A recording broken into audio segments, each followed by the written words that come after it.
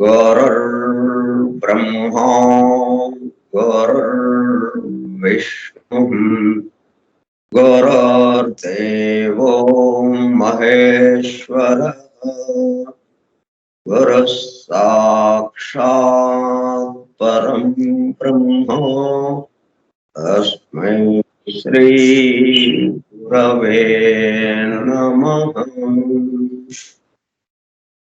व्यासं वसिष्ठनप्तारं शक्तेहि पौत्रमकल्मषम् पराशरात्मजं वन्दे सुगतातं तपोनिधिम्। शुक्लाम्बरधरं विष्णुं शशिवर्णं चतुर्भुजं प्रसन्नवदनं ध्यायेत् सर्व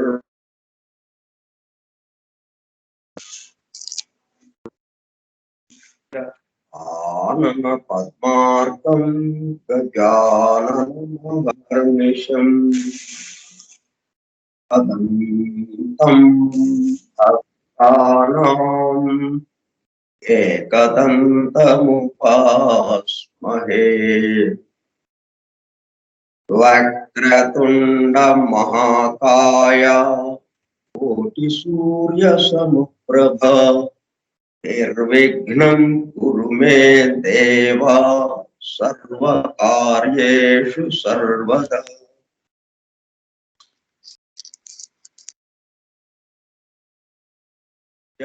वरदे कामरूपिणी विद्यारम्भं करिष्यामि सिद्धिर्भवतु मे सदा। ॐ भूर्भुवः स्वः ॐ तत्सवितुर्वरेण्यं भर्गो देवस्य धीमहि धियो यो नः प्रचोदयात्।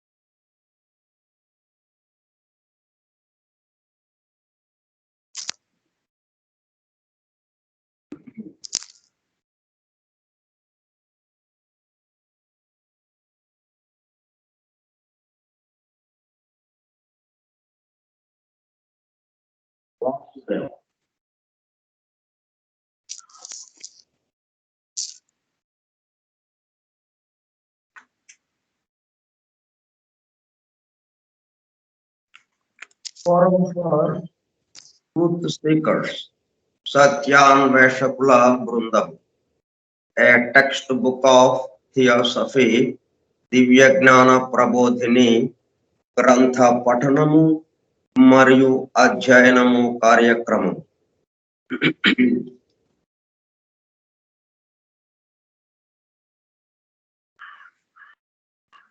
నలుపది 7వ పాఠము 3 1/1/2022 సోమవారము సాయంత్రం 4:30 గంట. ఏమంటే మామూలుగా అయితే మనం క్రితం సంవత్సరంలోనే కలుసుకోవాల్సి ఉంది. 27, 28, 29 ఆ 3 రోజులు. కానీ ఆ రోజు వాయిదా పడింది. ఎందుకంటే మనకి అడయార్ల కన్వెన్షన్ ఆన్లైన్ లో జరుగుతున్న సందర్భంగా ఇది మన మొత్తం సంస్థకి సంబంధించిన అంతర్జాతీయమైనటువంటి కార్యక్రమం కాబట్టి దాన్ని వీక్షించడానికి వీలుగా వాయిదా వేసుకున్నాం. కాబట్టి మళ్ళీ సంవత్సరం మారిపోయింది, కొత్త సంవత్సరంలోకి వచ్చి.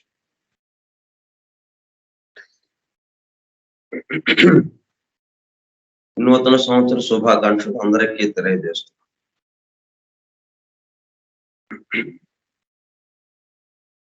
మనందరం కూడా ఈ నూతన సంవత్సరంలో ఆ దైవానుభూతి అంటే తప్పిపోయిన తత్వ దర్శనం ఏదైతే ఉన్నదో దాన్ని దొరికిన తత్వ దర్శనంగా చేసుకుందామని మనం చేసుకోవటానికి ఆ పరమ గురువులు మనల్ని కరుణించమని మనం ప్రార్థిస్తున్నాం. ముందుగా ఒక విషయం చెప్పుకున్నాం, ఇంకా చదవాలి కదా. దివ్య జ్ఞాన ప్రబోధిని స్కైప్ గ్రూప్ లో సుదూర ప్రాంతాలలో ఎవరింట్లో వారు హాయిగా విశ్రాంతి తీసుకుంటూ ఏకకాలంలో ఒకేసారి ఏమి చేస్తున్నాము? వింటున్నాం. ఏమి వింటున్నాము? 1888 సంవత్సరంలో అనగా దాదాపు 133 సంవత్సరముల క్రితము the synthesis of science, religion and philosophy, శాస్త్రము, మతము మరియు తాత్వికతల సమన్వయ రూపముగా పరమ గురువులు సమస్త మానవాళి ఆధ్యాత్మిక అభివృద్ధి కొరకు మేడం ఎలెనా పెట్రోవ్నా బ్లవెట్స్కీ ద్వారా ప్రప్రథమముగా ప్రస్తుత సైంటిఫిక్ యుగములో భౌతికతలో కూరుకుపోతున్న మానవాళిని భౌతికత నుండి ఆధ్యాత్మికత వైపుకు మరల్చడానికి, అలా అని పూర్తిగా ఆధ్యాత్మికత వైపుకు రమ్మని వారి ఉద్దేశ్యము కాదు. అదే సమయంలో భౌతికత ఆధ్యాత్మికతల మధ్య సామరస్యము, సమతూకము, బ్యాలెన్స్ ను నిలపడానికి అందింపబడిన మ్యాగ్నమ్ ఓపస్, మహత్తర అద్భుత దివ్య జ్ఞాన గ్రంథము ద సీక్రెట్ డాక్ట్రైన్ కు గైడ్ బుక్ గా 1812లో అనగా దాదాపు 108 సంవత్సరముల క్రితము చార్లెస్ వెబ్స్టర్ లెడ్బీటర్ దివ్య జ్ఞానము గురించి సామాన్య ప్రజానీకమునకు కూడా అర్థమయ్యే పద్ధతిలో రచించిన ఏ టెక్స్ట్ బుక్ ఆఫ్ థియాసఫీ ఆంగ్ల గ్రంథము. ద థియోసాఫికల్ సొసైటీ 4వ అంతర్జాతీయ అధ్యక్షులుగా పనిచేసిన శ్రీ సి జనరాజదాస గారి ఆజ్ఞతో శ్రీ గుంటూరు వెంకట సుబ్బారావు గారిచే దివ్య జ్ఞాన ప్రబోధిని పేరుతో ఆంధ్రీకరింపబడి 1942 సంవత్సరం అనగా దాదాపు 80 సంవత్సరముల క్రితము అడయారులోని ద థియోసాఫికల్ పబ్లిషింగ్ హౌస్ వారి ద్వారా ముద్రింపబడి తెలుగు భాష మాట్లాడే ప్రజలకు, మేధావులతో సహా సామాన్య ప్రజానీకము దివ్య జ్ఞానము గురించి అవగాహన, అండర్స్టాండింగ్ చేసుకుని దానిలో తెలిపిన విషయములను తమ నిత్య జీవితంలో ఆచరణలోనికి తెచ్చుకున్నటకు వీలుగా అందుబాటులోనికి వచ్చిన గ్రంథ రాజమును ఫోరం ఫర్ ట్రూత్ సీకర్స్,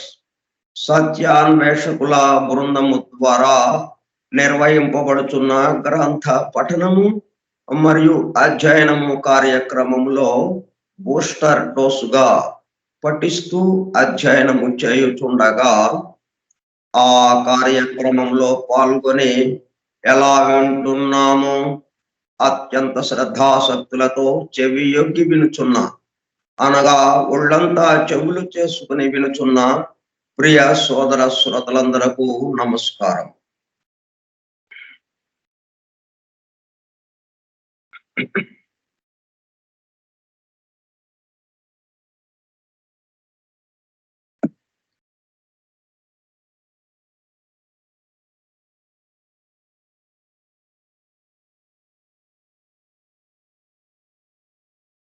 దివ్య జ్ఞాన ప్రబోధిని యోగి లెడ్బెటర్ గారు రాస్తున్న ద టెక్స్ట్ బుక్ ఆఫ్ థియోసఫీకి ఆంధ్రీకరణం. గుంటూరు వెంకట సుబ్బారావు చే ఆంధ్రీకరింపబడినది. అడయారు థియోసాఫికల్ పబ్లిషింగ్ హౌస్ వారిచే ప్రచురింపబడినది 1942 సంవత్సరం.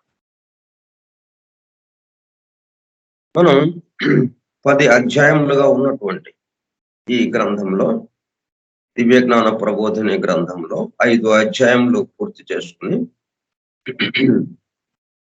6వ అధ్యాయమైనటువంటి మరణానంతర స్థితి కూడా మనకి పూర్తి చేసుకున్నాం, సంపూర్ణమైంది. తదుపరి పునర్జన్మము 7వ అధ్యాయంలోకి ఈ రోజు ప్రవేశింపబోతున్నాం. ముందుగా ప్రారంభ వాక్యం. ఆధునిక విజ్ఞానము యొక్క దృష్టి పథము నుండి తప్పిపోయిన తత్వ దర్శనం ఒకటి నేటికి ఉన్నది.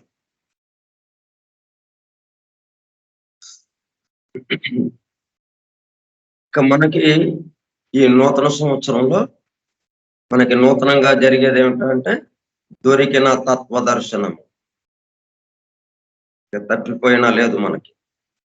సంవత్సరం ఎలాగైతే గతించిపోయిందో 2021 లేదా 2021 లేదు, అట్లాగే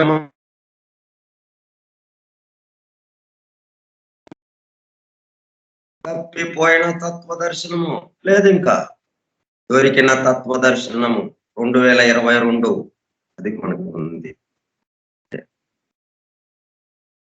మనము పాఠంలోకి వెళ్ళబోయే ముందు ఒక్క విషయాన్ని చెప్పుకుని అప్పుడు పాఠంలోకి వెళ్తాం.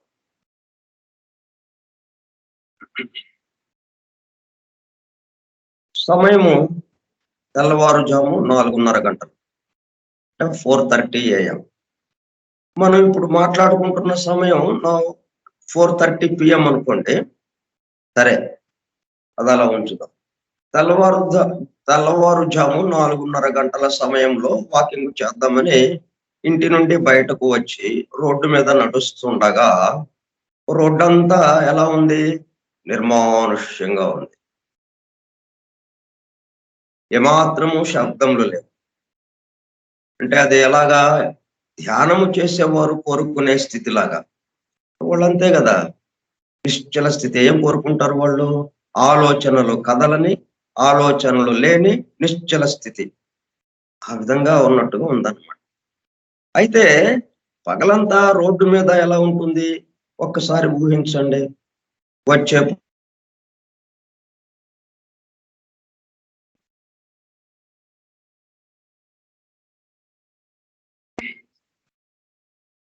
పోయే వాహనములతో, వాటి వలన వచ్చే అనేక రకముల శబ్దములతో, నడిచిపోయే జనాలతో, వారి సంభాషణ శబ్దముతో రోడ్డంతా క్రిక్కిరిసిపోయి అనేక రకముల శబ్దములతో ఎంత గందరగోళముగా ఉంటుంది. అయితే పగలు అయ్యేటప్పటికి రోడ్డు మీద ఇంత గందరగోళముగా ఉన్న దృశ్యము రాత్రి అయ్యేటప్పటికి నిర్మానుష్యముగా, నిశ్శబ్దముగా ఉంటున్నది.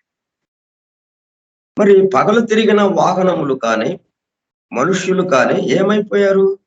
అదృశ్యమైపోయారా? లేదు. వారి వారి నివాసములలో నిద్రిస్తూనో, విశ్రాంతి తీసుకుంటూనో ఉన్నారు. అంటే రోడ్డు మీద లేరు కాబట్టి వాళ్ళంతా లేరు అని అనగలమా? రోడ్డు మీద కాకుండా ఇంకో చోట ఉన్నారు. వాళ్ళు ఎప్పుడైనా రోడ్డు మీదకు రావచ్చు, వాళ్ళు ఎప్పుడైనా రావచ్చు. ఇది మనం చెప్పుకోబోయే పాఠానికి చాలా యాప్ట్గా సరిపోతుంది అన్నమాట. కనెక్టెడ్ గా ఉంది ఇది. దీన్ని దానికి మనం అప్లై చేసుకుంటే ఇప్పుడు మనం చదువుకోపోయే అధ్యాయం పునర్జన్మము మీకు చక్కగా అవగాహన ఉంటుందని ఈ సంఘటన తీసుకొచ్చాను. అలాగే ధ్యానము చేస్తున్నాము, ఆలోచనలు రాకూడదు రాకూడదు, ఉండకూడదు అని ఎన్నో తిప్పలు పడి ఆ ధ్యానం ఎట్లా చేయాలండి, అలా చేయాలండి, ఇలా చేస్తే ఆలోచనలు ఆగిపోతాయండి, నిశ్చల స్థితిలోకి వచ్చేస్తారండి అని ఎన్నెన్నో పద్ధతులు చెప్తారు. ఆ పద్ధతుల ప్రకారం ఎట్లా తిప్పలు పడి ఏం చేస్తాం, ఆలోచనలు లేని నిశ్చల స్థితికి వచ్చాం. అంటే ఆలోచనలు లేవని కాదు, అవి ఎక్కడో మారుమూల అంతరాంతరములలో దాగి ఉన్నాయి. ఎప్పుడైతే ధ్యాన స్థితి నుండి బయటకు వస్తామో వెంటనే అంతకన్నా రెట్టింపు వేగంతో ముసురుకుంటాయి ఆలోచనలు. ఇది కొంచెం మనం గమనించాల్సిన అంశం, ఆలోచించాల్సిన అంశం. కాబట్టి మనం చేయవలసినది ఏమిటి అంటే, ఉన్న ఆలోచనలు మనవి కావు, మనకు వస్తున్నాయి అంటే అవి ఎక్కడ నుండో బయలుదేరి ఉండాలి. దానినే పరాస్థానము అని పిలుస్తాము. ఎక్కడి నుంచి అది బయలుదేరే చోటునేమంటాం అనమాట, పరా. ఆపై పశ్యంతి స్థితిని దాటి మధ్యమ వద్దకు వచ్చి చివరగా వాక్కు ద్వారా బయటకు వస్తున్నది. నా నోటి నుంచి బయటికి మాట వచ్చిందంటే ఇది ఎక్కడ బయలుదేరింది? ఇక్కడ నేను నా దగ్గర బయలుదేరలేదు, ఇది పరా దగ్గర నుంచి బయలుదేరింది. నా నోటి నుంచి వచ్చిన తర్వాత మళ్ళీ మీ చెవుల ద్వారా మీకు అర్థమవుతా ఉంది. మీకు ఎట్లాగా అర్థమైంది? మీకు కూడా ఆ పరా నుంచి వచ్చిన ఇది సంబంధం, పరా సంబంధంగానే అర్థమవుతుంది మీకు కూడా. ఇద్దరికి కూడా ఒకే చోట నుంచి అందుతూ ఉన్నాయన్నమాట. మన ఇద్దరి మధ్యన జరుగుతున్న వ్యవహారం కాదు ఇది, బయటకు వస్తున్నది. లేకపోతే పశ్యంతి స్థితిలో ఆలోచనగా ఆగిపోతూ ఉన్నది. పశ్యంతి దగ్గర ఆగిపోయింది అనుకోండి, అది ఆలోచన. అక్కడి నుంచి దానికి రూపం తీసుకుని ఆవు అని మనం పలకాలి. అప్పుడేమవుతుంది, అక్కడ పరా దగ్గర బయలుదేరుతుంది. బయలుదేరిన తర్వాత ఈ పశ్యంతి దగ్గర ఒక రూపం, మనం రూపాన్ని తెలుసుకుంటాం. ఈ మధ్యమ దగ్గర ఏమవుతుంది, భాష రూపంలోకి తీసుకుంటాం, దాన్ని భాషలోకి మారుస్తాం. ఆ రూపాన్ని భాషలోకి, అంటే ఏ భాషలో మరి ఒక్కొక్కటికి ఒక్కొక్క రకమైన భాష ఉంది కదా, ఒక్కొక్కళ్ళు ఒక్కొక్క వ్యక్తీకరణ. మరి పక్షులకి వాటి భాష వాటిది ఉంది. అట్లాగా మధ్యమ వచ్చేటప్పటికల్లా వాటికి సంబంధించిన భాషలోకి అది మార్చబడుతుంది అనమాట. మనం ఎట్లాగైతే ఈ ఫోన్లో యాప్లు కొన్ని పెట్టుకున్నామంటే మనం మాట్లాడుతుంటే రికార్డ్ అయిపోతా ఉంది. అయితే అట్లాగే మనం మాట్లాడుతుంటే అదేమవుతుంది, పీడిఎఫ్ రూపంలోకి వచ్చేస్తూ ఉంది. మనం మాట్లాడింది వాళ్ళు టైప్ చేస్తే ఎలాగుంటుందో అలాగైపోతా ఉంది. అలాగా మధ్యమలో ఏమవుతుందంటే మన యొక్క భాషలోకి మారుతుంది. మధ్యమలో భాషలోకి మారాక అప్పుడు వైఖరి ద్వారా ఆవు అని బయటకు వచ్చింది. అట్లా ఏదైనా కానీ ఆ విధంగా పరా దగ్గర బయలుదేరాల్సిందే. మనం అది తిట్టామా, లేకపోతే చెడ్డ మాట అన్నామా, బూతు మాట అన్నామా, లేకపోతే బ్రహ్మాండమైన జ్ఞానానికి సంబంధించినటువంటి అత్యద్భుతమైన ఉపదేశం చెప్పామా, ఏదైనా కానివ్వండి, బయలుదేరింది పరా. కాబట్టి ఈ మొత్తము ఒకే స్థానము నుండి బయలుదేరుచున్నవి అనే అవగాహన ఉంటే, అవన్నీ దైవమునకు సంబంధించినవి, మన ద్వారా వ్యక్తమవుతున్నది అని తెలిసి, ఆలోచనలు లేని, ఆలోచనలు ఉన్నా, ఆలోచనలు లేకపోయినా, ఆలోచనలు ఉన్నా 2 స్థితులు సమానం అవుతాయి. అనుకోనంటే మొత్తం ఆలోచన అంతా ఆయనది, ఒకటే అయిపోయింది కదా. ఇంకప్పుడు ఆలోచన ఉంటే ఏమి, లేకపోతే ఏమి మనకి. అట్లాగంతేనే ధ్యానంలో నిశ్చల స్థితి, ఆలోచనలు లేని స్థితి అనేదేమి మనకి తంటాలు పడక్కర్లేదు అని చెప్పడం కోసం ఈ ఐటమ్ చెప్పాను అనమాట. ఇది మనకి ఇప్పుడు కనెక్టెడ్ గా ఎలా ఉంటుందో కూడా చూద్దాం. సరే, మనం దేహం విడిచాం. దేహం విడిచిన దగ్గర నుంచి ఏమేంటి జరిగింది, చాలా చక్కగా సంగ్రహంగా అయినప్పటికీ కొంచెం వివరంగానే చెప్పుకుంటూ వచ్చాం. ఆయా స్థితులు, ఆయా స్థితుల్లో మనకి ఎటువంటి భావాలు ఉంటాయి, ఎటువంటి ఆ కోరికలు గాని, ఆ బాధలు గాని, ఆ వేదనలు గాని, ఇట్లా ఏమేమి ఉంటాయి, ఎలాగుంటాయి, అవన్నీ చూసుకుంటా వచ్చాం. కామ శరీరము, అక్కడి నుంచి మానసిక శరీరం, కామ శరీరం రాలిపోయింది, మానసిక శరీరము రాలిపోయింది, కారణ శరీరంలో ఉన్నాం. ఆ కారణ శరీరంలో రెస్ట్ తీసుకుంటూ ఉన్నాం అనమాట. కారణ శరీరానికి వచ్చినప్పటికల్లా ఏంటనమాట, ఇంకా ఆలోచన కూడా లేదు. ఇప్పుడు ఇది చెప్పామే, రోడ్డు మీదకని వస్తే నిర్మానుష్యంగా ఉంది. ఏం లేవు. ఎవ్వరు లేదు. కదలిక లేదు. మనం ఒక్కడమే ఉన్నాం అక్కడ రోడ్డు మీద. ధ్యాన స్థితిలో ఉన్నవాడు ఇంకా ఆలోచనలు లేని నిశ్చల స్థితిలో ఉన్నాడు. చూస్తూ గమనించేవాడు ఒక్కడే ఉన్నాడు అక్కడ. గమనించడానికి ఏమీ లేదు అన్నట్టుగా ఉన్నాడు. ఏం ఆలోచన లేదు. అట్లాగా అటువంటి స్థితిలో కారణలోకంలో, కారణ శరీరంతో కారణలోకం అంటే ఉత్తమ మానసిక లోకంలో అలాగా ఉన్నాం అన్నమాట. ఎంతసేపు ఉంటాం? ఏ పనైనా ఎంతసేపు చేస్తాం? కొద్దిసేపు చేస్తాం. ఆ తర్వాత ఇంకా ఇంకొక దాంట్లోకో, వేరే దాంట్లోకి వెళ్ళిపోతాం. పగలు అయిపోయింది, రాత్రొచ్చింది. ఎంతసేపు ఉంటుంది రాత్రి? రాత్రి అయిపోవాలి. పగల్లోకి రావాలి. అట్లాగా ఇక కారణ శరీరంలో మనం ప్రశాంతంగా అక్కడ ఉండగా, మనకి మరలా జన్మించాలి. అంటే మనం కాలేజీ తీస్తున్నారు. మళ్ళా కాలేజీలో చేరాలి మనం వెళ్ళి. ఇప్పుడు సెలవులు. కాలేజీకి సెలవులు ఇచ్చారు. ఇయన్నీ తిరిగాం. మళ్ళీ కాలేజీ తెరుస్తున్నారు. మనం వెళ్ళాలి. అంటే కాలేజీలు తెరుస్తున్నారంటే మనం భౌతిక ఉపాధిలోకి, స్థూల ఉపాధిలోకి చేరాలి మనం వెళ్ళి కొత్తగా మళ్ళీ. కాకపోతే ఏంటంటే మనం కాలేజీ అంటే మన చదువుకి సంబంధించి ఆ చేరిన కాలేజీలో మళ్ళీ వెళ్తాం. ఇక్కడ విశేషం ఏంటంటే ఉపాధి మారుతుంది. కొంచెం తల్లిదండ్రులు మారొచ్చు, ఉపాధి మారొచ్చు, స్థూల ఉపాధి కొంచెం మార్పులుంటాయి. అయితే పద్ధతి కోసం ఆ ఉదాహరణ చెప్పాను. సరే. నిశ్శబ్దంగా ఇక్కడ హాయిగా ఉన్నాం. ఆలోచన కూడా లేని స్థితి. ఆలోచన ఉండాలంటే మానసిక శరీరం ఉండాలి. మానసిక లోకాణువులతో తయారైన మానసిక శరీరం ఉంటేనే ఆలోచన. లేకపోతే నిశ్చల స్థితి. ఇప్పుడు ఏమైందంటే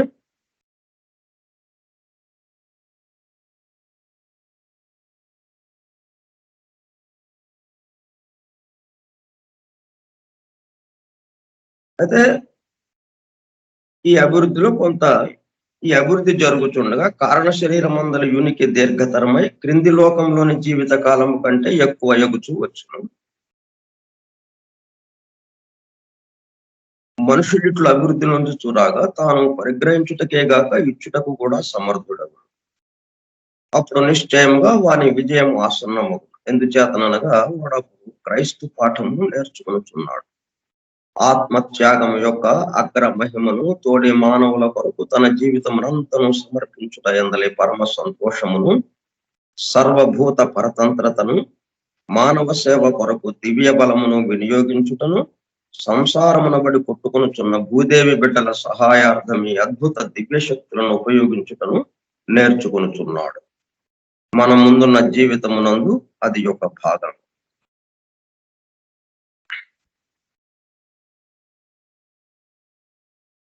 కాబట్టి ఇప్పుడు ఏంటన్నమాట, మనం ఇక ఆకలి ప్రారంభమైంది మనలో. మరలా క్రిందకి దిగాలి.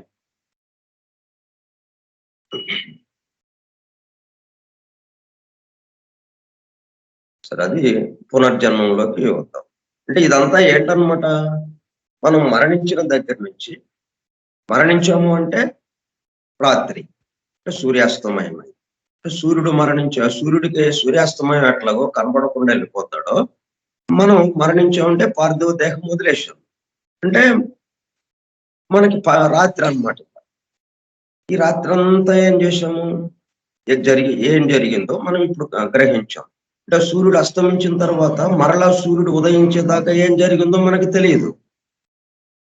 అట్లాగే మనము పార్థివ దేహం వదిలిన తర్వాత మరలా కొత్త దేహంని తీసుకునే సమయం వరకు ఈ మధ్యలో ఏం జరిగిందో ఇప్పుడు మనకు అర్థమైంది. ఇప్పుడు మనం చక్కగా ఒక స్పష్టత మనకి వచ్చింది. ఏమేంటి జరుగుతుంది? ఎలా జరుగుతుంది? ఈ జరగటానన్నిటికీ అంటే రాత్రి జీవితం, రాత్రి సుఖంగా నిద్ర పట్టాలి అంటే ఏంటి? పగలు మనం చేసిన పనులను బట్టి. పగలు అడ్డదిడ్డంగా, గందరగోళంగా తినటం, పనులు చేయటం అలాగా చేస్తే రాత్రికి ఏమవుతుంది? అదంతా గందరగోళం అయిపోయి నిద్ర సరిగా పట్టదు. అదే పగలంతా ఒక క్రమబద్ధమైనటువంటి జీవితంతో ఇతరులకి సహాయం చేస్తూ, ఇతరుల గురించే ఆలోచిస్తూ, వాళ్ళు సంతోషిస్తే వాళ్ళ బాధ తగ్గి వాళ్ళ కళ్ళలో ఆనందం కనపడితే మనకు ఆనందం రావటం. ఇట్లాగా మనం జీవితం పగలంతా గడిచేసి రాత్రికొచ్చి భోంచేసి పడుకుంటాం. ఇంకా గాఢమైన నిద్ర పడుతుంది. ఇంక మనకు అశాంతి ఏది ఇక? అశాంతికి స్థానం లేదు. కాబట్టి రాత్రి సుఖంగా నిద్ర పట్టాలి అంటే ఎక్కడ ఆధారపడి ఉంది? పగలు మనం గడిపినటువంటి దినచర్య మీద ఆధారపడి. అట్లాగే ఇప్పుడు పార్థివ దేహం వదిలేశాం. ఇప్పుడు మరలా పార్థివ దేహానికి వచ్చేంత వరకు ఉన్న స్థితులన్నీ, ఈ మరణానంతర స్థితులన్నిటిని మనం గమనించాం. గమనిస్తే ఏం తెలిసింది మనకి? మనం ఈ 70 సంవత్సరాల్లో ఎట్లాగా జీవించామో, ఆ దాని మీద ఆధారపడి ఇక్కడ స్థితులన్నీ కూడా జరుగుతూ వచ్చినాయి. అవి మనల్ని ఇబ్బంది పెట్టటమా, లేకపోతే మనకి సుఖంగా ఉంచటమా, కష్టంగా ఉంచటం అనేది ఆధారపడి ఉందనేది మనకి అర్థమైంది. కాబట్టి ఇదంతా ఏంటనమాట, మొత్తంగా చూస్తే ఏమైంది ఇప్పుడు? మనకు ఒక రోజు అంటే మనం ఈ 70-80 సంవత్సరాల భౌతిక జీవితం, భూలోక జీవితం పగలు అనుకుంటే, ఆ పార్థివ దేహాన్ని వదిలేసిన దగ్గర నుంచి, క్షణం నుంచి మరలా ఇంకొక పార్థివ దేహంలోకి వచ్చే వరకు, అంటే మరలా జన్మించే వరకు ఉన్న కాలం అంతా ఏంటనమాట మనకి రాత్రి. సో రాత్రి పగలు కలిపి ఒక రోజే కదా అనుకుంటాం. అది ఎన్ని వందల సంవత్సరాలు, వేల సంవత్సరాలు అవ్వచ్చు. కానీ ఒక జన్మ ఒక రోజు కిందకి మనకి లెక్కలోకి తీసుకుంటున్నాం. అట్లా ఒక రోజు గడిచిందనమాట. అంటే ఇప్పుడు ఈ పునర్జన్మంతో కలిపి ఇప్పుడు మనం ఏం చేస్తున్నాం అంటే రాత్రితో మొదలెట్టాం. రోజు మనం మామూలుగా సూర్యోదయంతో మొదలెడతాం కదా! సూర్యోదయంతో మొదలెట్టి మరలా తెల్లవారి సూర్యోదయానికి లెక్కేసుకుంటాం. రాత్రి పగలు కలిపి 24 గంటలు మనకి ఒక రోజు కింద లెక్కేసుకుంటాం. కానీ ఇప్పుడు మనం ఈ రోజున ఏం చేసాం? మనం ఎక్కడ ప్రారంభించాం? పార్థివ దేహం వదిలిన దగ్గర నుంచి ప్రారంభించాం. అంటే సూర్యాస్తమయం అయిన దగ్గర నుంచి ప్రారంభించాం. కాబట్టి ఇప్పుడు మళ్ళీ సూర్యోదయం నుంచి సూర్యాస్తమయం వరకు కూడా చూడాలి మనం. అంటే మన భౌతిక భూలోక జీవితాన్ని కూడా చూస్తే గాని అప్పుడు మనకు ఒక రోజులో ఎలాగ ఉంటుందనేది అర్థం కాదు. ఇప్పుడు మనం భూలోక జీవితానికి మళ్ళీ రావడానికి ప్రయత్నం జరుగుతా ఉంది. ఇక రాత్రి అయిపోయింది. రాత్రి అయిపోయి మనం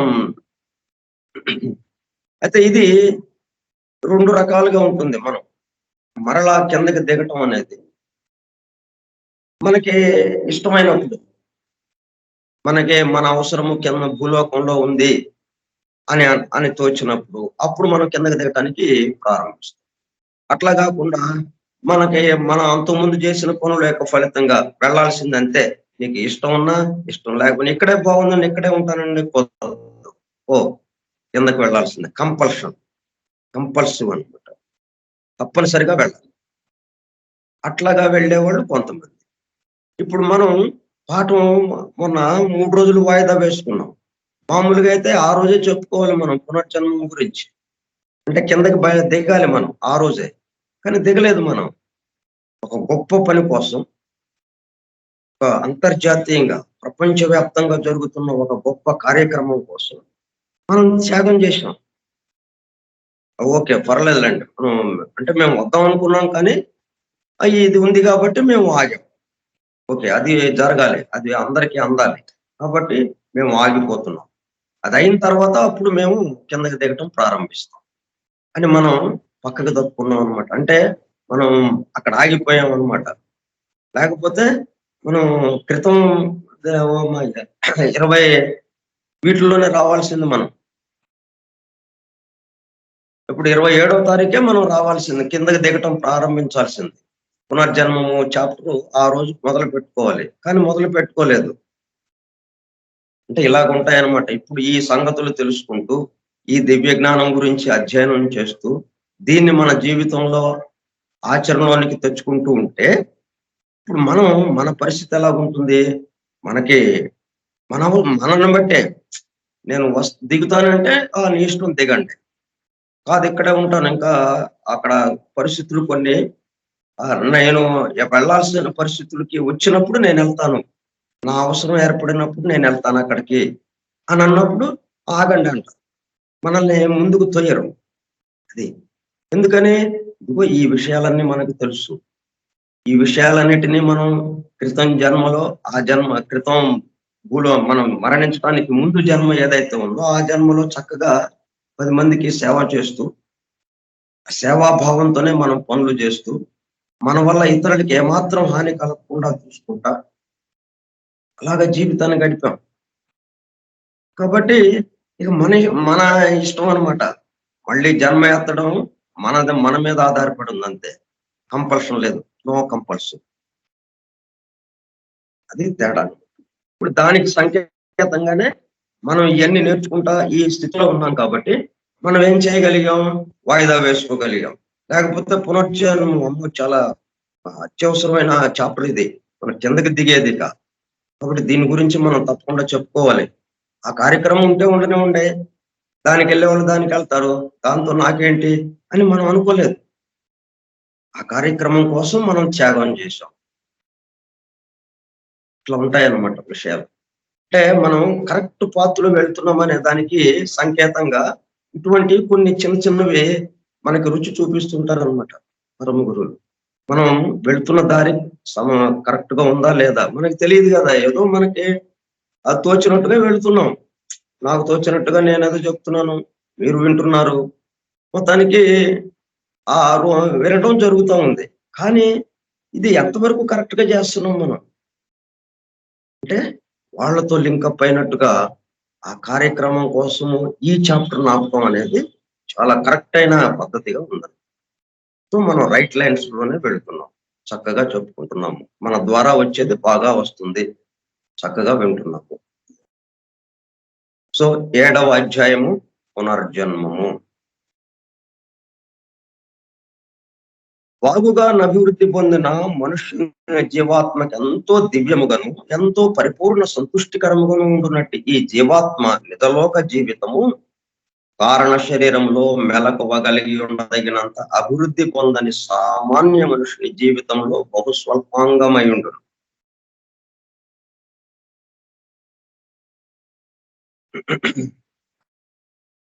వాడు ప్రకృతి ధర్మమును అనుసరించి తన కారణ శరీరంలోనికి మరలి వచ్చును. కానీ ఎట్లు వచ్చుటలో పరిస్ఫుట చైతన్య భాగమును కోల్పోవు. ఆ భావానుభూతి కొరకు ఎడతెగని కోరిక మరొకసారి ప్రకృతిలోనికి దిగుటకై వానిని ముందుకు త్రోయి.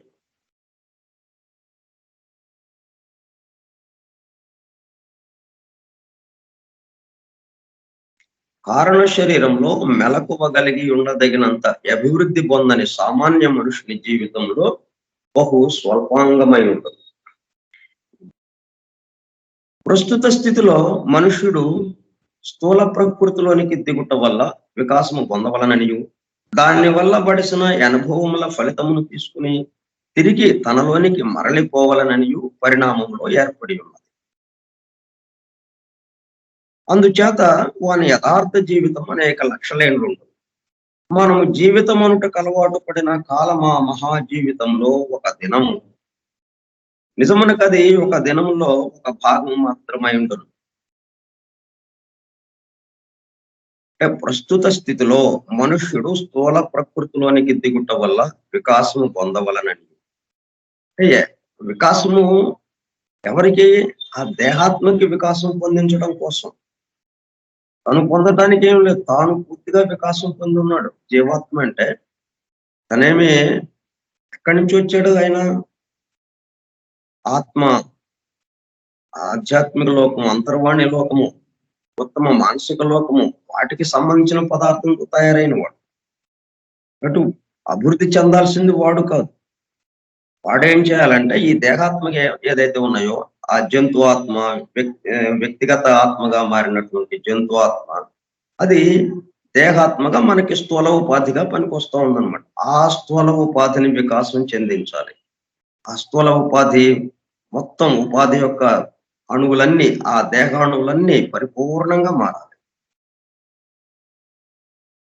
అంటే సశరీరముగా స్వర్గలోకానికి అన్నట్టుగా మనం అనుకుంటాం చూడండి. ఆ మాదిరిగా అన్నమాట. సశరీరముగా అన్నట్టు. దేహాణువులన్నీ పరిపూర్ణం అయిపోతే అప్పుడు పూర్తి వికాసంతో ఈ దేహాత్మను తీసుకుని ఆ జీవాత్మ అసలైన స్థానానికి వెళ్ళిపోతుంది. అంటే ఆ తురియాత్మ లోకంలోకి వెళ్ళిపోతుంది. ఇది చేయటానికి కొన్ని లక్షలేళ్ళు పడుతుంది అంటున్నాడు. మళ్ళీ తురియాత్మ లోకం నుంచి అది వచ్చింది. ఆ తురియాత్మ లోకానికి వెళ్ళడానికి కొన్ని లక్షలేళ్ళు పడుతుంది. కానీ అదంతా కలిపి ఒక రోజుగా మనం తీసుకోవచ్చు. మనము జీవితం అంతకు అలవాటు పడిన కాలం ఆ మహా జీవితంలో ఒక దినం. అంటే మనం జీవించటం కొంతకాలం, మరణించటం, మరలా జీవించటం. ఈ మరణము, ఈ జీవించటము, జీవము, మరణము, జీవించుట, మరణించుట కలిపి, అంటే పగలు రాత్రి కలిపి ఒక రోజు అన్నట్టుగా ఉంటుంది. ఇటువంటి రోజులు ఎన్నెన్నో ఎన్నెన్నో అన్ని అయిన తర్వాత అప్పటికి ఆ దేహాణువులు మొత్తం పరిపూర్ణంగా చేసి అప్పటికి నిజ నివాస స్థానానికి వెళతాడు. నిజమునకు అది ఒక దినంలో ఒక భాగము మాత్రమే. ఎందుకు చేతనక పృథ్వీలోక జీవిత కాలము 70 సంవత్సరములైన కనుక అంతకి 20 రెట్ల కాలము సూక్ష్మలోకంలో ఉంట తరచూ సంభవించు. మనం సామాన్యంగా యావరేజ్ చూసుకుంటే సరాసరిన 70 సంవత్సరాలు వేసుకుంటే పృథ్వీలోక జీవితం, భూలోక జీవితం, దానికి ఎన్ని రెట్లు? 20 రెట్లు, 20 అనమాట. చూడండి ఎంత కాలం.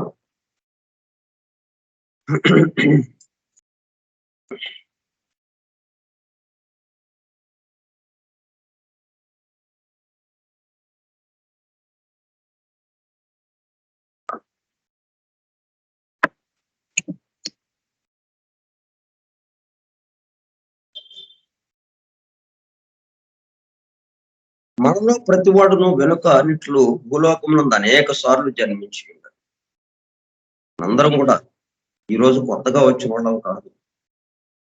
సామాన్య మనుషునికి ఇంకను ముందు అనేక జన్మములు ఉన్నవి. అట్టి ఒక్కొక్క జన్మము బడిలోని ఒక్కొక్క దినము వంటిది. అంటే ఇప్పుడు మనకి మరణం ఉందా? చనిపోయిన వాళ్ళు ఇంకా రారాయి కాదు. అంటే ఆ పద్ధతిలో ఉండకపోవచ్చు కానీ ఆ దేహం, ఈ దేహాలు మాత్రమే విడుస్తూ ఉన్నాం కానీ కట్టుకున్న దేహాల్ని విడుస్తూ ఉన్నాం అంతే. పాము కుబుసం విడిచినట్టుగా. పాము ఉంది కదా, కుబుసం విడిపోతుంది కానీ పాము పాముగానే ఉంది. అట్లాగే ఈ దేహాలు పోతాయి. ఈ దేహాలను ఆసరాగా చేసుకుని ఎవరైతే జీవిస్తున్నారో ఆ దేహాత్మ, ఆ జీవాత్మ, వీళ్ళు ఉంటూనే ఉన్నారు. బట్ ఇంకా మరణం అనేది లేదు. ఇది ఒకటి మనకి పూర్తిగా అర్థం అవ్వాలి. కాబట్టి మరణించారు, వీళ్ళు మరణిస్తున్నారు అంటే ఓ ఇలాగా ఇక రాత్రి ప్రయాణం మొదలైంది వీళ్ళకి అని మనం భావించాలి. మరణానంతర స్థితిలో విషయాలన్నీ మనం గుర్తుకు రావాలి. ఇట్లాగే మన ఆత్మీయులు చనిపోవచ్చు. నేను ఆత్మీయులు చనిపోయినప్పుడు అంత తేలిగ్గా మనం అనుకోవటానికి కష్టం. అంటే రోజు చూసేవాళ్ళని, రోజు వాళ్ళతో వ్యవహరించేవాళ్ళని, ఒకళ్ళకొకళ్ళు ఎంతో ప్రేమగా ఆప్యాయంగా జీవితాన్ని గడుపుకునేవాళ్ళం. ఒకరిలో వెళ్ళిపోయారంటే అది తట్టుకునే విషయంగా ఉండదు. అయినా కానీ ఒక పక్కన ఇది గుర్తుకు తెచ్చుకుంటూ, సో వాళ్ళకి మంచిది అది. మరణించడం వల్ల ఏమవుతుంది? మరలా అభివృద్ధి కోసమే కదా ఇది. మరణించడం వల్ల మరలా ఇంకొక జన్మ తీసుకుని మరింత అభివృద్ధిగా వాళ్ళు ముందుకు వెళ్ళటానికి, పరిణామంలో ముందుకు వెళ్ళటానికి, పరిపూర్ణులుగా మారటానికి వాళ్ళకి మంచి అవకాశం ఇది, పార్థివ దేహం వదలటము అనేది. కాబట్టి అది సహజంగా జరిగే విషయమే. ఆయన వెళ్ళారు, రేపు మనం వెళ్తాం. అందరమే వెళ్ళేవాళ్ళమే, ఇక్కడ ఎవరు ఉండేవాళ్ళం కాదు. కాకపోతే రోజుల తేడా, నెలల తేడా, సంవత్సరాల తేడా, ఒకరు ముందు ఒకరు వెనక. బాధ ఉంటుంది. బాధను అనుభవించటమే. ఆ బాధని నొక్కేయాలనే లేదు. వచ్చే బాధని నొక్కాల్సిన అవసరం లేదు. బాధను అనుభవిస్తూ, కాకపోతే మనం బాధపడితే వీళ్ళు బాధపడతారు, వెళ్ళిపోయిన వాళ్ళు అనేది మనం చూసాం మరణానంతర స్థితిలో. కాబట్టి మనం వాళ్ళు సంతోషంగా ఉండాలనేది మన కోరిక కాబట్టి, వాళ్ళ సంతోషం కోసం మనం బాధను మనం బాధని తగ్గించుకోవడం. మనలో మనమే బాధపడటం అన్నట్టుగా అతని గురించి ఎక్కువ బాధపడకుండా, ఏమాత్రం అతని గురించి బాధపడ్డామా ఆయన ఎక్కువ బాధపడటం ఇదవుతుంది. మరి అతను మనం ప్రేమిస్తున్నాం, అతను సంతోషంగా ఉండాలనే కదా మన కోరిక. కాబట్టి మనం మరి మన ఆలోచన వల్ల అతను బాధపడుతున్నాడు. అది మనం ఉంచుదామా, అట్లాగా ఆలోచిద్దామా మనం? నా ఆలోచనతో అతను బాధ పెడితే పర్వాలేదా? ఇట్లాగా ఆలోచించుకో. ఇలాగా ఆలోచిస్తే నెమ్మదిగా అది కూడా ఏమైనప్పటికీ మరణము లేదు. దేహాలు వదలటం తప్పితే, మరలా కొత్త దేహాల్లోకి రావడం తప్పితే, మరణం అనేది అసలు ఈ సృష్టిలోనే లేదు. ఎందుకంటే ఆయన నిత్యుడు, మొత్తానికి ఆధారమైన వాడు నిత్యుడు. మిగతాదంతా కూడా నిత్యత్వం ఉన్నదే. కాకపోతే బయటకు కనిపించింది, ఆ రూపాలు తయారైనాయి. తయారైన రూపాలకి ఎక్కడి నుంచి వచ్చింది? ఆ లోక పదార్థం వచ్చింది. ఆ లోకాల్లో కలిసిపోతుంది అది.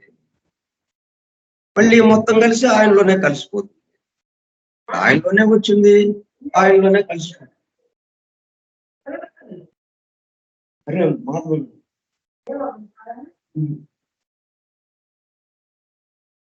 కాబట్టి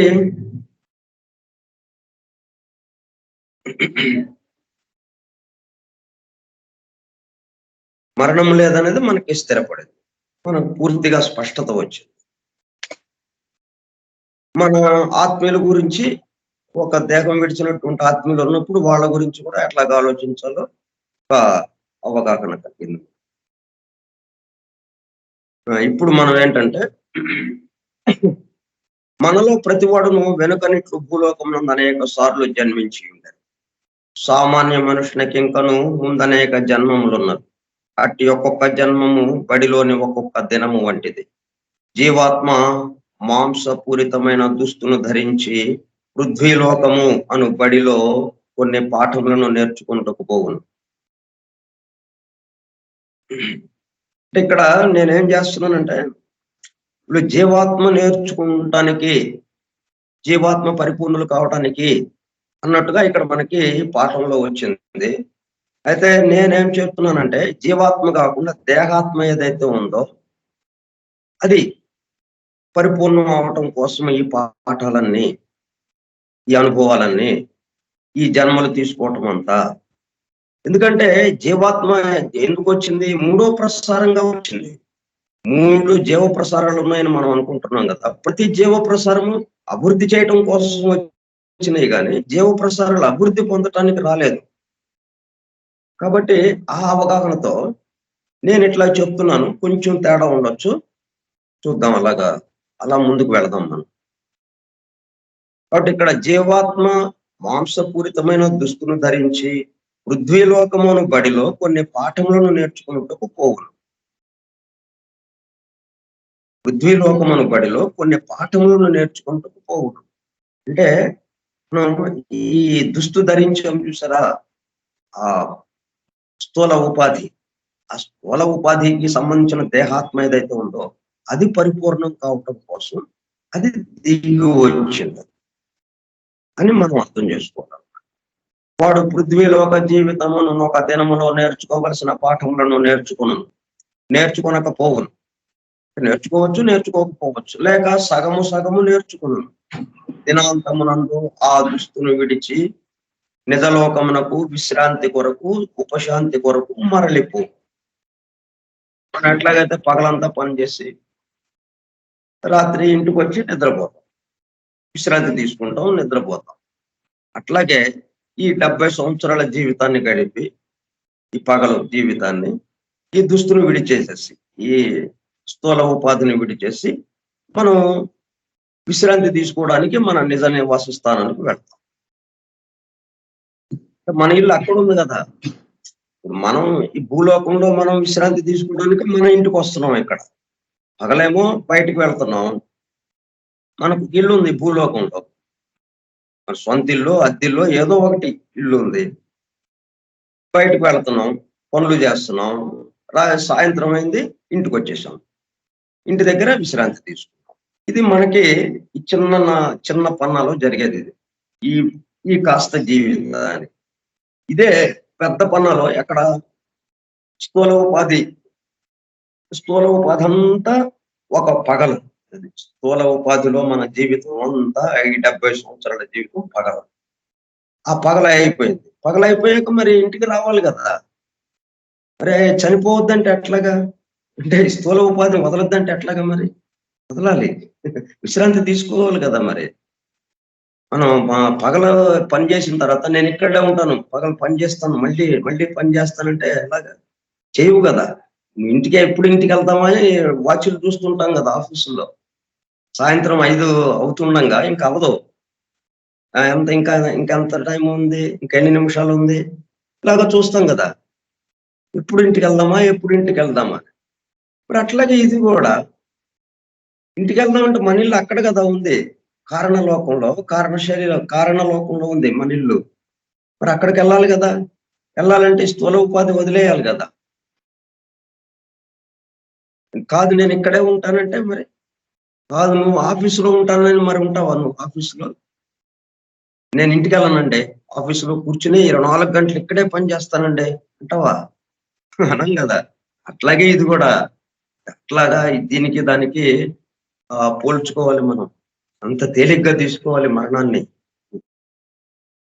అంటే విశ్రాంతి కోసం, ఉపశాంతి కోసం 70 సంవత్సరాల్లో పూర్తిగా పనిచేశాం. ఎందుకంటే పూర్తి పగలు కదా మనకి. దీంట్లో మళ్ళీ పగలు, రాత్రి వచ్చింది గానీ, మనకి మొత్తం లెక్కలో పగలే ఇదంతా. ఈ పగలే ఇదంతా ఎన్నో నేర్చుకున్నాం, నేర్చుకోలేదు. ఏదో మొత్తానికి తంటాలు పడ్డాం. అయిపోయింది. ఇప్పుడు ఉపశాంతి కోసం, విశ్రాంతి కోసం మళ్ళీ మన నివాస స్థానానికి వెళ్తాం. నిజ నివాస స్థానం. అంటే క్యాంప్ ఆఫీస్ మనది.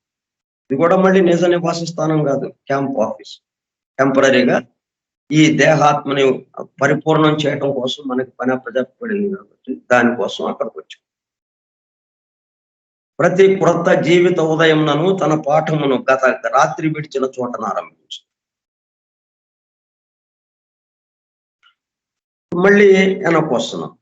వెనక్కొచ్చేటప్పటికల్లా కిందకి దిగేటప్పటికి నిన్న ఎక్కడైతే వదిలిపెట్టామో మళ్ళీ అక్కడి నుంచే ప్రారంభం. మళ్ళీ వెనక్కెళ్ళాల్సిన పని లేదు కదా! నేర్చుకున్నాయి నేర్చుకోక్కర్లేదుగా. కాకపోతే మనకి తమాషా ఏంటంటే మళ్ళీ తప్పుటడుగులేస్తాం. అడుగులు వేయటం నేర్చుకుంటాం, నడక నేర్చుకుంటాం, మాటలు నేర్చుకుంటాం. వాడు ఒకప్పుడు పెద్ద ఆరేటర్, పెద్ద ఉపన్యాసకుడు. వాడిప్పుడు మాటలు నేర్చుకోడు. మాటలు నేర్చుకుంటున్నాడు ఈ జన్మలో మళ్ళీ. అదొక తమాషా. అట్లా మనం ఏదైనప్పటికీ అక్కడ ఎక్కడ ఆపామో అక్కడి నుంచి మరలా ఇక్కడ ప్రారంభిస్తాం కొత్త జీవితం. తన పాఠమును గత రాత్రి విడిచిన చోట నారంభించును. వాడు కొన్ని పాఠముల నొక్క దినములో నేర్చుకును. కొన్ని నేర్చుకున్నటకు అనేక దినములు తీసుకును. అనేక దినములు అంటే అనేక జన్మలు. ఒక జన్మలో కాకుండా అనేక జన్మలు. ఇప్పుడు మనకేంటి ఈ దివ్య జ్ఞానం. దీని స్పర్శ వల్ల మనకేమవుతుంది అనేక జన్మల్లో నేర్చుకోవాల్సిన పాఠాలన్నీ ఈ జన్మలోనే ఈ తక్కువ సమయంలోనే మనం నేర్చుకోవడానికి అవకాశం ఏర్పడింది.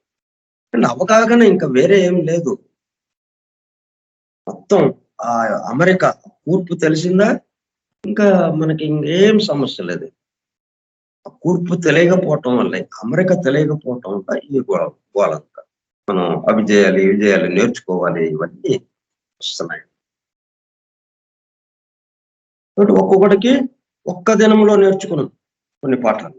అంటే ఒకే జన్మలో కొన్ని నేర్చుకున్నటకు అనేక దినములు తీసుకున్నాం. అంటే అనేక జన్మలు పడుతుంది వాడికి కదా.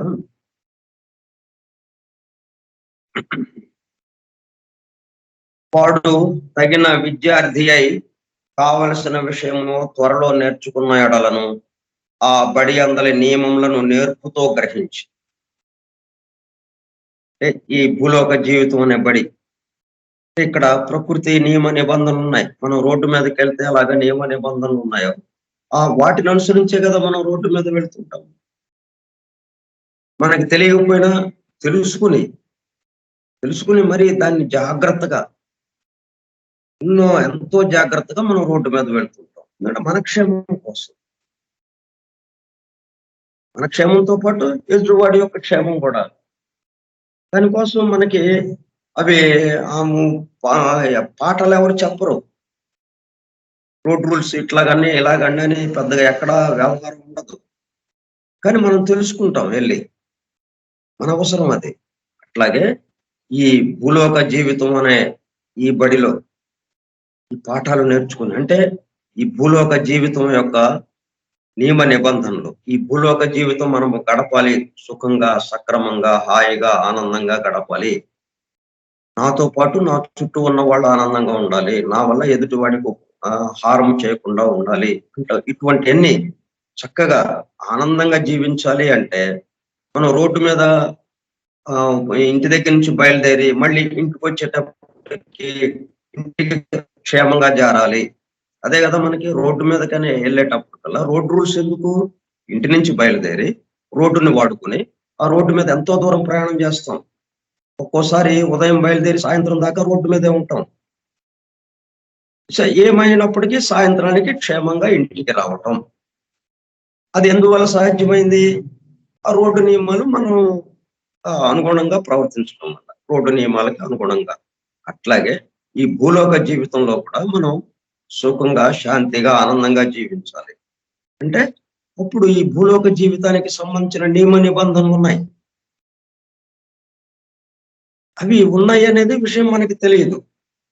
కాబట్టి తెలుసుకోవాల్సిన అవసరం మనకుంది. ఎవడు చెప్పడు మనకి. రోడ్ రూల్స్ చెప్పారు ఎవరన్నా మనకి?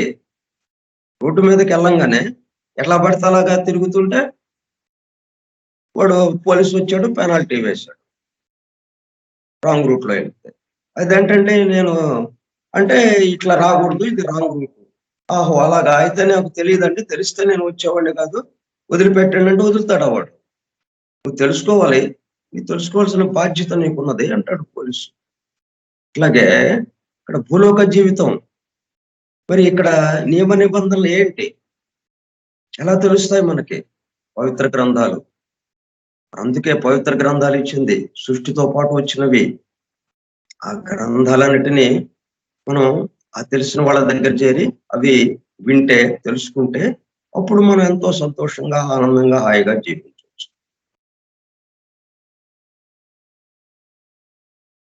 అంటే కావలసిన విషయంలో త్వరలో నేర్చుకున్న ఎడలను ఆ బడి అందలి నియమములను నేర్పుతో గ్రహించి, ఆ నియమాలు తెలుసుకోవాలి మనం నేర్పుతో గ్రహించి వానిని అనుసరించి తన నడవడిని దిద్దుకొనుటకు శ్రమపడిన ఎడలను వాని బడి జీవిత కాలము అనగా బడిలో నేర్చుకోవలసిన కాలము అందుకు తగినట్లు తక్కువయ్యగు. నియమాలు నేర్పుతో గ్రహిస్తే చాలా తక్కువ టైంలోనే మనం ఎన్నో పాఠాలు నేర్చుకోవచ్చు. ఆ కాలము పూర్తి కాగానే సంపాదించిన సంభారమును పూర్తిగా తీసుకుని ఇది ఎంతయు దేనికి సజ్జీకరణము ఆ ఉత్తమలోక యథార్థ జీవితంలోనికి అరుగును. తక్కిన పిల్లలంతా త్వరగా నేర్చుకోజాలని ముద్దుబోలు కొందరు బడి నియమములను బోధపరుచుకొనజాలక అజ్ఞానము చేత నా నియమములను తరచుగా ఉల్లంఘింతురు. కొందరు కొంటె పిల్లలు చెప్పినట్లు వినరు, వారు నియమములను చూచియు వెంటనే వానికి అనుకూల పడజాలరు. వారందరూ బడిలో చాలా కాలం ఉండవలెను, ఎన్నో జన్మలు పడుతుందన్నమాట, ఎన్నో జన్మలు. వారు స్వయం కృత కార్యముల చేతనే ఉత్తమలో ఒక యథార్థ జీవితమును ప్రవేశించుటను ఆలస్యము చేసుకుందరు. ఉత్తమ లోకానికి వెళ్ళాలి అంటే ఇక్కడ ఈ విధంగా ఎట్లా జీవించాలో అలాగా నేర్చుకుని జీవించాలి. ఇక్కడ ఉన్నటువంటి నియమ నిబంధనలకు అనుగుణంగా మన జీవితాన్ని మలచుకోవాలి. సో ఇంకా మనం కిందకి దిగలేదు. పునర్జన్మానికి సంబంధించి ఇంకా కొన్ని విశేషాలు మనం రేపు చెప్పుకుందాం. స్వస్తి ప్రజాభ్యః పరిపాలయంతాం న్యాయేణ మార్గేణ మహీం మహిషాః ఓ బ్రాహ్మణేభ్యస్తమస్తు నిత్యం లోకాః సమస్తాః సుఖినో భవంతు లోకాః సమస్తాః సుఖినో భవంతు లోకాః సమస్తాః సుఖినో భవంతు. ఓం శాంతి శాంతి శాంతి. ఓపికగా విన్న అందరికీ ధన్యవాదములు. సోదర శ్రోతలందరికీ ధన్యవాదాలు.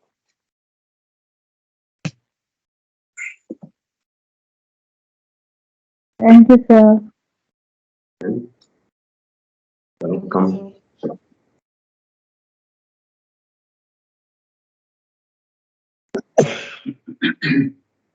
Thank you, sir. ఓకే అండి, వెల్కమ్.